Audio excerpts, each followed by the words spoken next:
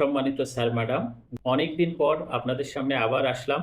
আজকে যে বিষয়টি নিয়ে কথা বলবো, মাদ্রাসা শিক্ষা অধিদপ্তরে সম্মানিত স্যার ম্যাডামদের প্রশিক্ষণ বাধ্যতা করা হয়েছে। অর্থাৎ মাদ্রাসা শিক্ষা বোর্ড এবং সরকার বা বিভিন্ন প্রকল্প থেকে যে শিক্ষকদের জন্য যে প্রশিক্ষণের ব্যবস্থা করা হয়, সেই প্রশিক্ষণে যে সমস্ত শিক্ষকদের মনোনীত করা হবে, যাদের নাম আসবে তালিকায়, তাদেরকে বাধ্যতামূলক প্রশিক্ষণ গ্রহণ করতে হবে।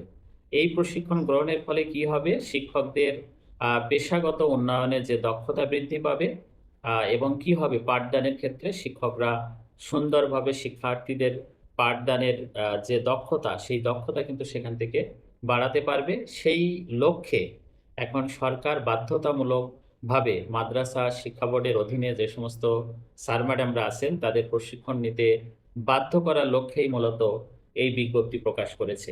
তো এই বিজ্ঞপ্তিতে কে কেমনভাবে নিচ্ছেন জানি না। তো আমার দৃষ্টিকোণ থেকে এটি একটি ভালো উদ্যোগ। যদি আমরা সকল শিক্ষক-শিক্ষিকা যদি বিভিন্ন সময়ে যে প্রশিক্ষণ দেওয়া হয়, সেই প্রশিক্ষণগুলো যদি আমরা সঠিকভাবে নিতে পারি এবং সেখানে যারা প্রশিক্ষক থাকবে, তারা যদি যথাযথভাবে প্রশিক্ষণটা সম্পন্ন করে, তাহলে আমরা একদিকে যেমন আমাদের পেশাগত দক্ষতা বৃদ্ধি করতে পারবো, অন্যদিকে আমরা আমাদের অভিজ্ঞতাকে আরো বেশি আ মানে সমৃদ্ধ করতে পারবো।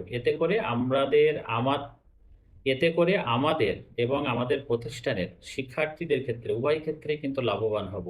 তো সরকারের এই উদ্যোগকে সাধুবাদ জানাই এবং সম্মানিত স্যার ম্যাডাম যারা আছেন তাদেরকেও বলব, যদি এ ধরনের প্রশিক্ষণ আপনার সামনে হাজির হয়, আপনাকে যদি মনোনীত করা হয়, অবশ্যই আপনি স্ব-ইচ্ছায়, স্ব-উদ্যোগে এই প্রশিক্ষণগুলো সুন্দরভাবে সম্পন্ন করবেন। তাতে করে কি হবে? পেশাগত দক্ষতা বৃদ্ধির পাশাপাশি নিজেকেও কিন্তু সমৃদ্ধ করে নিতে পারবেন। তো এটা একটা চমৎকার সিদ্ধান্ত, যুগান্তকারী সিদ্ধান্ত। এই সিদ্ধান্তের জন্য অবশ্যই সরকারকে সাধুবাদ জানাই। তো এটাই ছিল আপডেট। সবাই ভালো থাকবেন, সুস্থ থাকবেন। আবার হয়তো আসবো অন্য কোনো বিষয় নিয়ে।